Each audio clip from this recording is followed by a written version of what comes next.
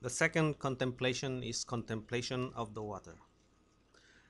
The Buddha said to Ananda and Vaidehi, after you have accomplished the first contemplation, next practice visualization of water. Envision the western quarter as entirely flooded by water. Then picture the water as clear and pure, and let this vision be distinctly perceived. Keep your thoughts from being distracted. After you have visualized the water, envision it becoming frozen. After you have visualized the ice as transparent to its depth, see it turning into beryl. When you have attained this vision, next imagine that the beryl ground shines brilliantly, inside and out, and that this ground is supported from below by columns, which are made of diamond and the seven jewels and hung with golden banners. These columns have 8 sides and 8 corners, each side being adorned with 100 jewels. Each jewel emits 1,000 rays of light, each ray in turn having 84,000 colors. As they are reflected on the beryl ground, they look like 1,000 kotis of suns, so dazzling that it is impossible to see them in detail. On this beryl ground, golden paths intercross like a net of cords. The land is divided into areas made of one or the other of the seven jewels, so the partitions are quite distinct. Each jewel emits a flood of light in 500 colors. The light appears in the shape of a flower, or a star, or the moon, suspended in the sky. It turns into a platform of light on which there are 10 million pavilions made of 100 jewels. Both sides of this platform are adorned with 100 kotis of flowered banners and innumerable musical instruments. As 8 pure breezes arise from the light and play the musical instruments, they proclaim the truth of suffering, emptiness, impermanence, and no self. This is the visualizing of the water and is known as the second contemplation.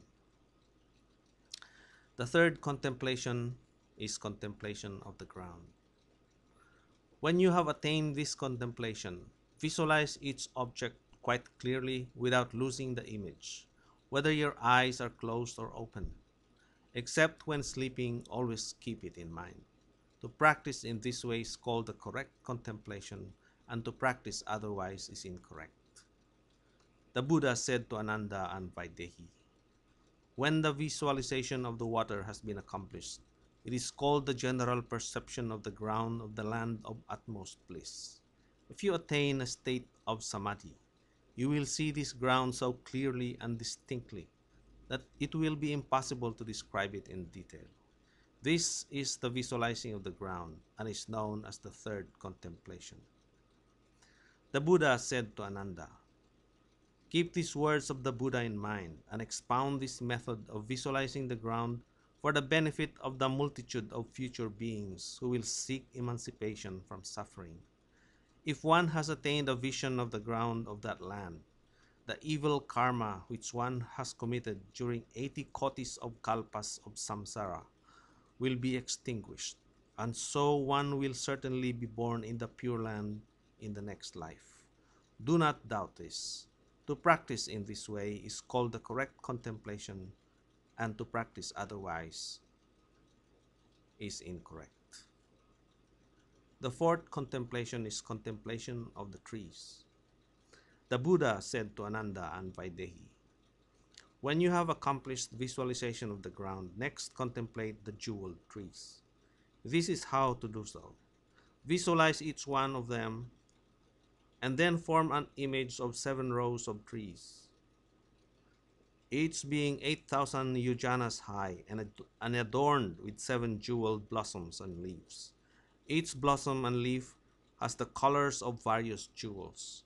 From the beryl-colored blossoms and leaves issues forth a golden light. From the crystal-colored issues forth a crimson light. From the agate-colored issues forth a sapphire light. From the sapphire-colored issues forth a green pearl light. coral, amber, and all the other jewels serve as illuminating ornaments. Splendid nets of pearls cover the trees.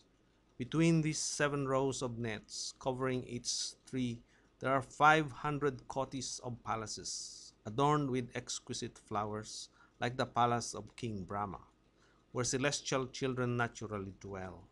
Each of these children wears ornaments made of 500 kotis of Shakra Abhilagna mani gems, which light up 100 yojanas in all directions, like 100 kotis of suns and moons shining together.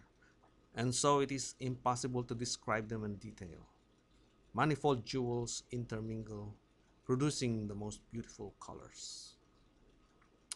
Rows of these jeweled trees are evenly arranged, and their leaves are equally spaced. From among the leaves appear wonderful blossoms, which spontaneously bear fruit of 7 jewels. Each leaf is 25 yojanas in both length and breadth. Like the celestial ornaments, the leaves are of 1,000 colors and 100 patterns.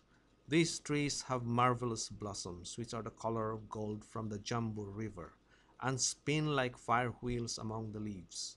From these blossoms appear various fruits, as from Chakra's face, and from the fruits issue forth great floods of light, which transform themselves into banners and innumerable jeweled canopies.